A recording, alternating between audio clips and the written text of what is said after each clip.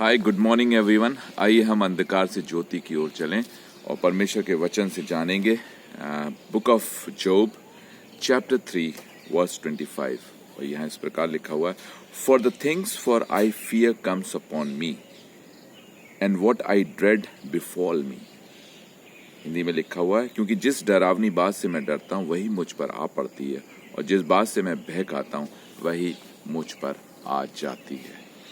Now this is the secret, and I'm telling you, God has made our life so wonderful. It is us who are ruining it.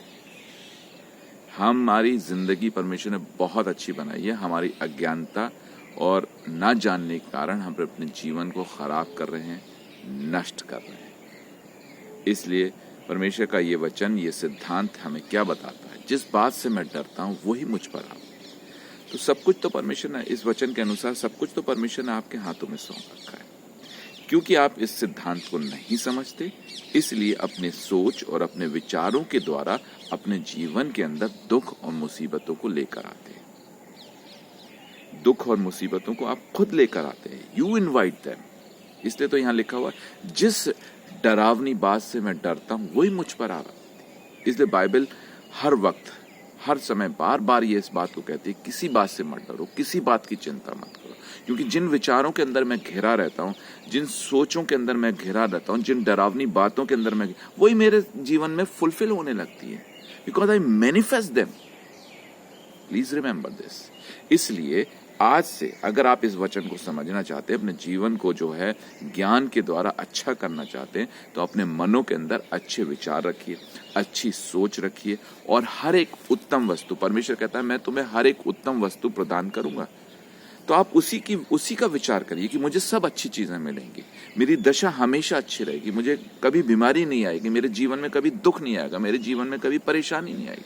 तो जब आप इस तरह का विचार अपने मन के अंदर रखेंगे तो ये विचार आपके जीवन के अंदर फुलफिल होगा। आप याद रखिएगा, आपके शब्द और आपके विचार जो हैं एक बीज के समान होते हैं और उसके अंदर उन विचारों के अनुसार चीजें जो हैं वास करती हैं और बाद में वो मैनिफेस्ट होती हैं। जैसे एक बीज के अंदर उसकी क्वालिटी होती है। जैसे हम अगर सेब का बीज बोएंगे तो हमें सेब का फल मिलेगा, अगर हम अमरूद का बीज बोएंगे तो अमरूद का हमें फल मिलेगा, और या हम किसी और फल का बीज बोते हैं तो उसी फल।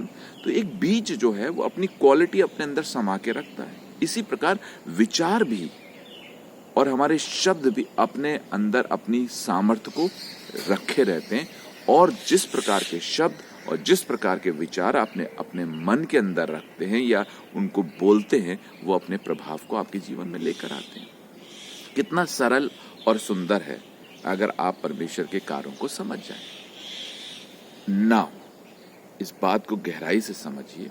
आज से अपने मन के विचार पॉजिटिव रखिए, हर एक अच्छी बात को सोचिए, हर एक अच्छी बात अपने मुंह से निकालिए, क्योंकि आप ये बात जान गए हैं कि आपके विचार जो है एक सामर्थ्य को रखते हैं। तो जिस प्रकार के भी विचार होंगे, जिस प्रकार के भी आपकी सोच होगी, वो आपके जीवन में फलवंत होगी। या तो वो आपको दुख देगी या आपको सुख देगी। जिस प्रकार के भी विचार होंगे उसी प्रकार का फल आपके जीवन में लगेगा। Now control your thoughts, yes, control your thoughts, और एक नए जीवन की शुरुआत करिए। और इसी के साथ कल फिर मैं एक नए विचार के साथ आपके सामने आऊंगा, नई सोच के साथ आऊंगा। जब तक के लिए God bless you, see you tomorrow.